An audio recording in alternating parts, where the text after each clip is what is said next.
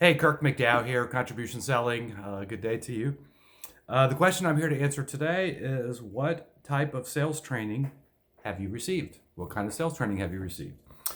Well, that is an interesting question. So, a lot. I don't know if I have them all memorized, but I've been training as a salesperson since 1980, 1986, 1987, something like that. Half a minute or two.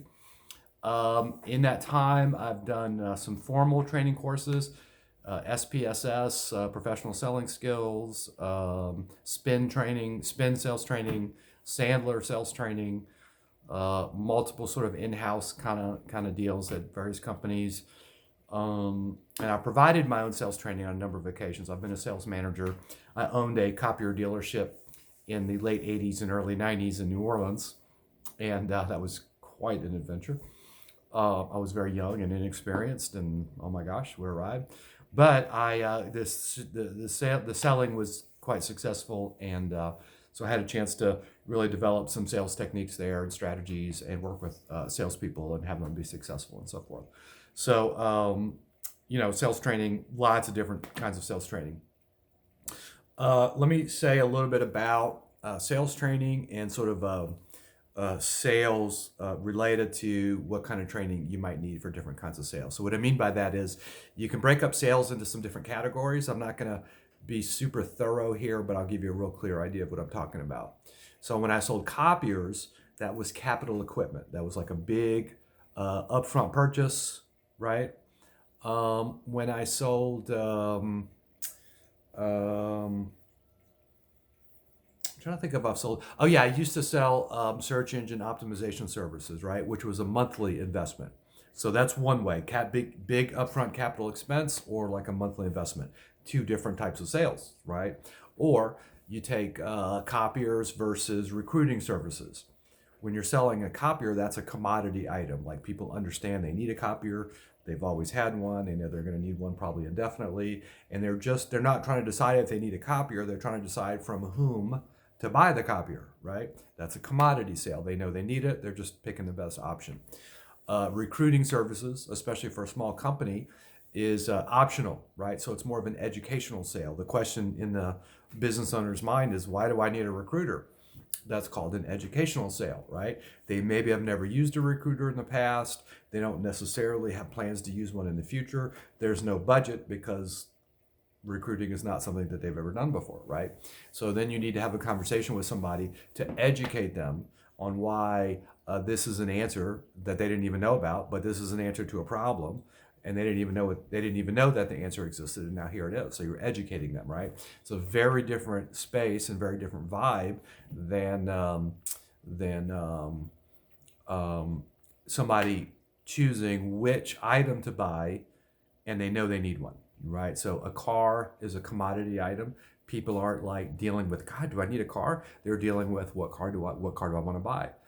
When they're buying a copier, they're not thinking, should I just do without a copier? I mean, now maybe a little bit, but back in the day, every business had a copier. You needed a copier.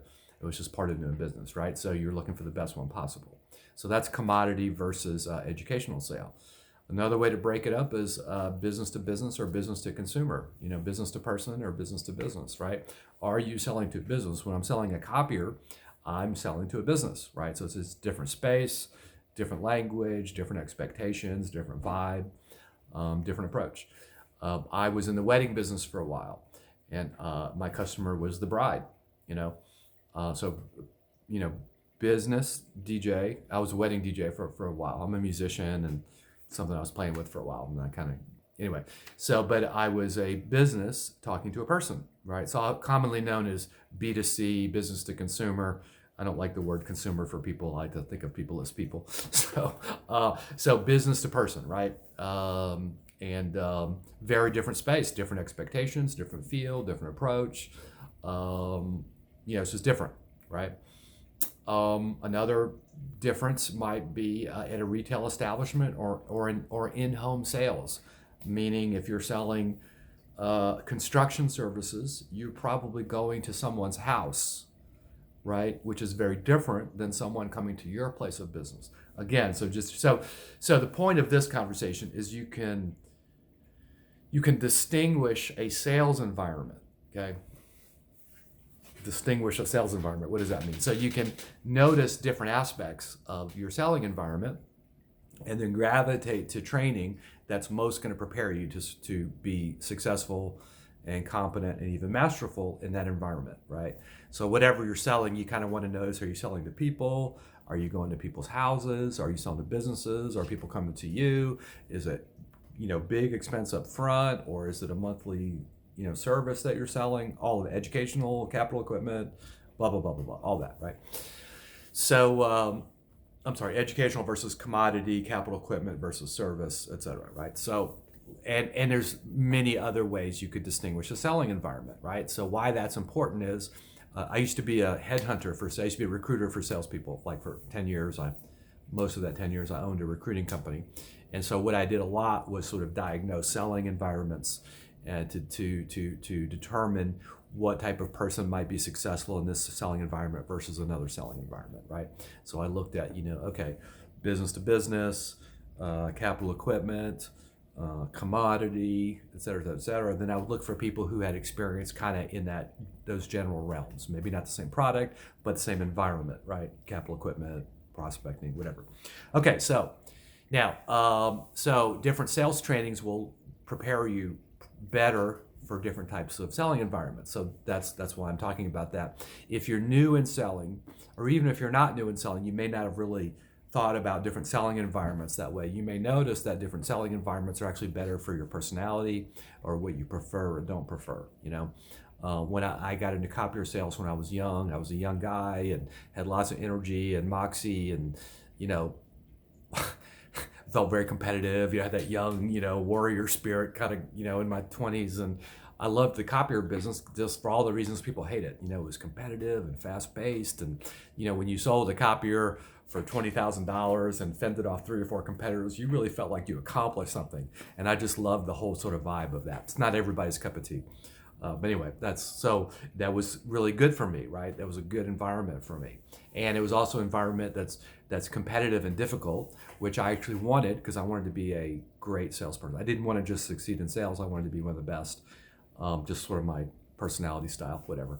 And so I kind of gravitated to the arena where I thought I would learn the most, right? That's not how most people choose their career choices. Like what's the most difficult environment I can learn the most in? But, that's the way I did it. So let's talk about let's talk about sales training. So I actually offer sales training, big reveal, and I'm at contributionselling.com. I'll have the website address in the description and the title. But I offer sales training, and I've got some free sales training for you in the form of a 10-minute video, which you can just go right to at contributionselling.com. But let me just break down a couple things for you. Here's what I've noticed is really important. I'd say like 2 or 3 things. If you get these worked out, you're already like way ahead of the game. So the most important thing is be the person people want to do business with. Be the person people want to do business with. So if you'll notice, people have different characteristics. Some people are friendly, some people are grumpy, some people are patient, some people are agitated. Some people really find it easy to care for others. Some people are very self-interested, et cetera, et cetera. And what you'll notice in your own experience, if you just look in your life and in your history, in your own experience, you'll notice selling situations that were terrible for you. And look, here's why. Because the person that you were working with didn't care. They didn't have personal integrity. They were trying to push you or pull you or to get you to say yes or to sign something or cough up some money, right? And you knew it wasn't for you. It was for them. They had an agenda and they were pretending like they were there for you and they were there for them and you hated it. I got that. Here's the reverse. If you notice selling situations in your history and in your past that were awesome for you, you'll notice qualities like the person you were working with really seemed to care about you and they really seemed to have a high level of personal integrity. Maybe they were inspired. Maybe you could really tell they were there for you, like you felt safe and cared for, like it was going to be okay because you were talking to this person and they're going to like take care of you and help you find a solution for something, right? Cool. So it may have only happened to you 1 or 2 times in your life, right? But really so much the better because that's who you get to be. So notice being a wonderful salesperson, being the person people want to do business with is actually pretty simple. You just look and see what you want. You want to be respected. You want to work with someone who actually cares about you and is trying to help you solve a problem like that, right? So you can easily be that person, right? Running out of time here, but there's a couple more lessons on that training. I highly recommend it. Kirk McDowell, Contribution Selling. Would love to talk to you. Take care. Bye-bye.